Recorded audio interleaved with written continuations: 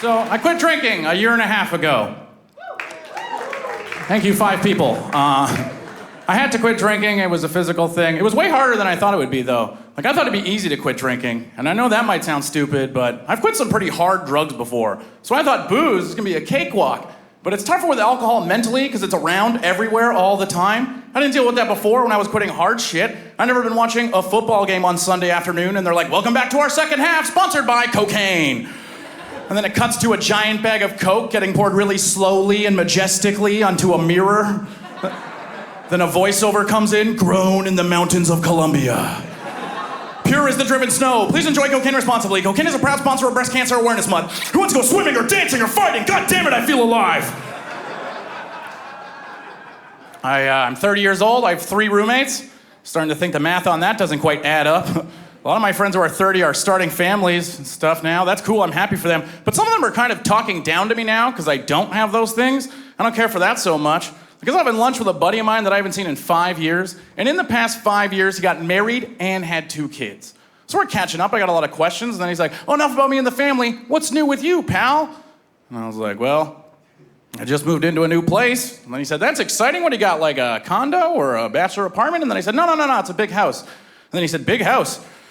Do you have roommates? And I was like, yeah, I've got 3 of them. And then he started talking to me like I was a piece of garbage. He's like, whoa, you have 3 roommates? That's disgusting. How do you live like that? And then he said, I could never do that.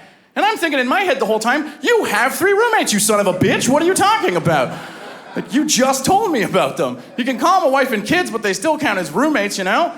And I'll take my roommates over his roommates any day of the week. I smoke weed with my roommates. That's an amazing thing that we get to do together. If he smokes weed with his roommates, someone's gonna come to his house and take his roommates away, because he's an unfit roommate. I turned 30, I'm convinced I don't want to get married now. Like, I don't know, it's not for me. I was thinking it over. If I marry somebody, the very best thing that's gonna happen is we're gonna stay together for like 30 or more years.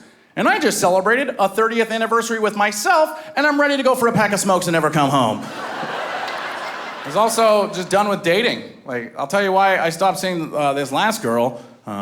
She moved here from India with her family when she was a kid. I loved dating an Indian girl. It was amazing. I'd love walking down the street with her holding hands and everyone would be looking over like, are those 2 shooting a commercial right now? This couple does not look like they belong together.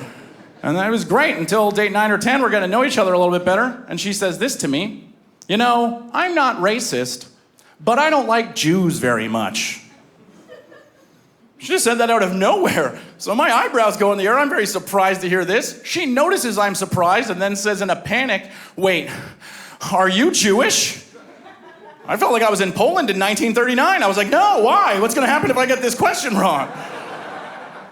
And then after I said no, she said, oh, thank God. And then I said, what's wrong with you? Why do you hate Jews so much? And then she said, what's wrong with you? Why do you love Jews so much?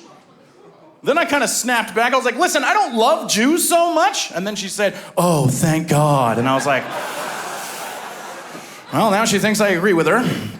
So then I didn't know what to say, and this is what I came up with. I said, listen, I feel the same way about Jews as I do about everybody else. And then I swear to God, she looked me right in the eyes and said, yeah, I know what you mean. I hate Asians too. But then I got really confused because I was thinking, isn't India in Asia? Like, what is she talking about? This girl's Asian. And then I started thinking, is India in Asia? Where the fuck is that place exactly? I think like the big reason we're not solving racism is we all don't even agree on what is and is not racist. It is hard to solve a problem if you don't agree on what the problem is. An example of that would be, I had somebody tell me recently that I was racist. Why? Because I said the word minority. And then when I said, oh my God, I didn't know I was racist for saying that. What do I say from now on? This person said that I should say non-whites. Which I think sounds far more racist than minority.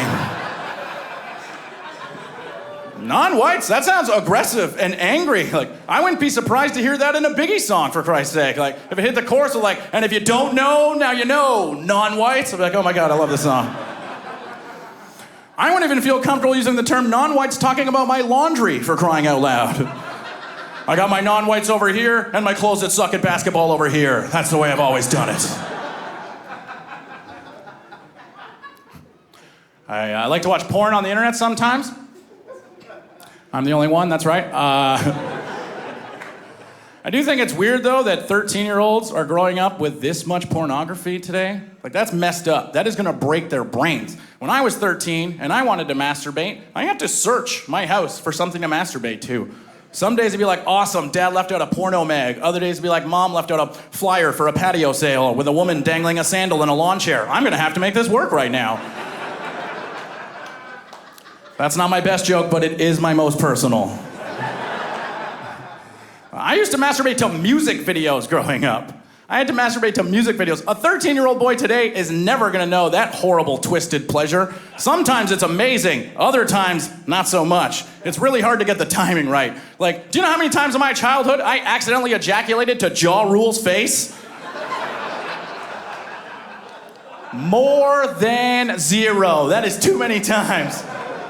There's nothing you could do. You'd come home, you're 13 years old, you're like, oh my God, there's a new Jennifer Lopez music video. Oh my God, she is the hottest thing I've ever seen in my life. I'm gonna masturbate because no one's home. And then you're like, oh my God, J-Lo, you're unbelievable. You on that beach. Oh my God, I didn't even know I liked women's asses till this very moment. I'm about to come close up, murder! Like, God damn it. That is not what I signed up for right now. Thank you so much, Montreal. Good night.